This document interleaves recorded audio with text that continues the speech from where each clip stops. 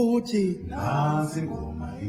ingoma yase-Afrika ingoma yabokhokho wethu soyishaya. Okay. So first of all, who am I with here? What is your name?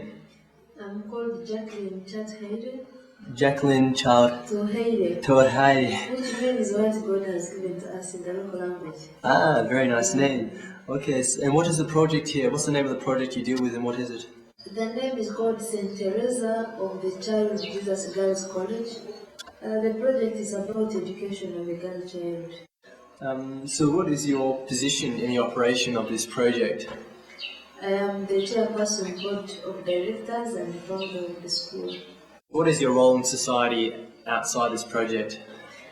I am a leader in this area. I'm a woman member of parliament and I represent Kanungu district in parliament.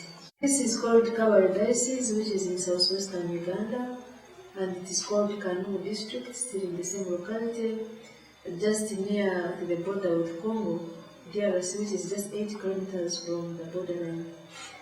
And being very farthest from the center, many children have not been encouraged to study because they don't see the importance of education, and it has been worse for the girl child.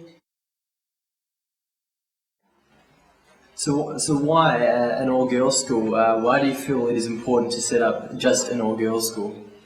Because a girl child is naturally very, very vulnerable because of many circumstances. Traditionally, a girl child was not given the same opportunity like a boy child. For example, if you're in school and there's not enough money, you have finished primary 7, you are not allowed to go on to secondary school. The opportunity will be given to a boy, and as a result, many girls never access education. But also there are natural vulnerabilities like health. If there are health problems at home, somebody is sick, it is a girl child who will be left at home to deal with all the household chores, and the boy will be left to go and do other things. If there is a sexual relationship, the girl will get pregnant, drop out of school, the men around will convince her with pretty small things, she will give in, and then after pregnancy, she's dropped out of school and she will never be given an opportunity to go to another stage. And as a result, there has been incessant poverty, incessant lack of women in leadership, women that are self-sustaining, and so that's very, very important that the girl child is really very looked into if we must progress as a country.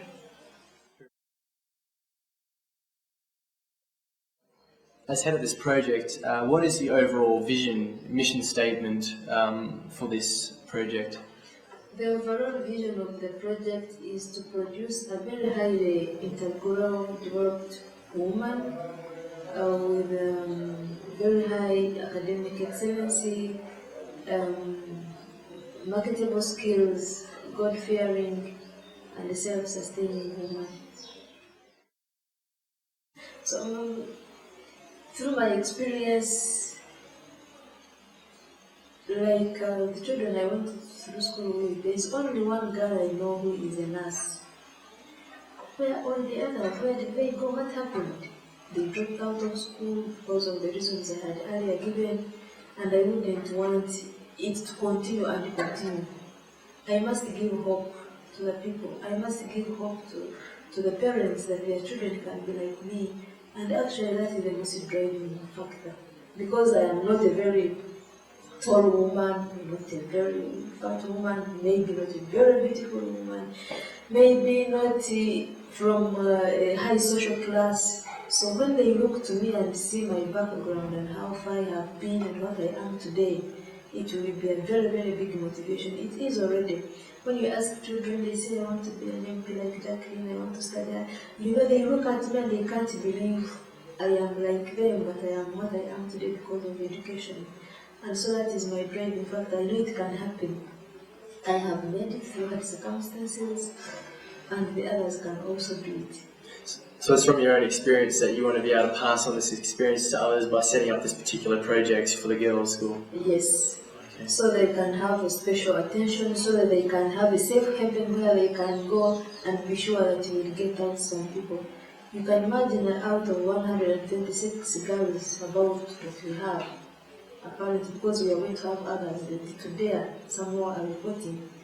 If we got just 30 girls out of 126, what multiplier effect would that have? That is what I want to see happen. So, but because of the conviction I had, I was determined to use my money. Even if you went to my home, I don't have a good house. Your sister told us that the house you put up for them, the convent you have put up for the sisters so that they can look after these girls, these daughters of yours, is more beautiful than the house you are staying in as a member of parliament. Yes. And I have also seen most members of parliament want to drive new cars, brand new cars. You are driving an old ramshackle vehicle, saying that you are losing your money, not losing, but injecting your money for the concern of these girls.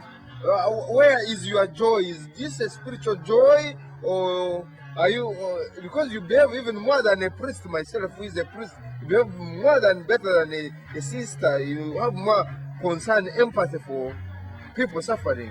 How do you enjoy, how do you benefit? I really enjoy seeing girls in school whom I know will turn out to be doctors, will turn out to be engineers, they are going to be surveyors, they are going to be accountants, they are going to be pharmacists, they are going to be lawyers, they are going to be, mention it.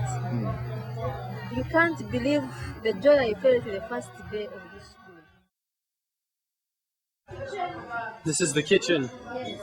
Traditionally, this is how we prepare food. Traditionally, they cook like this, okay? As you can see, we are losing a lot of firewood. We are losing a lot of fire through here, through there, through the other side. So it's inefficient. Yes, and as a result, we use a lot of firewood, which is not good. No. So we have a new way of having the modern, Improve the technique.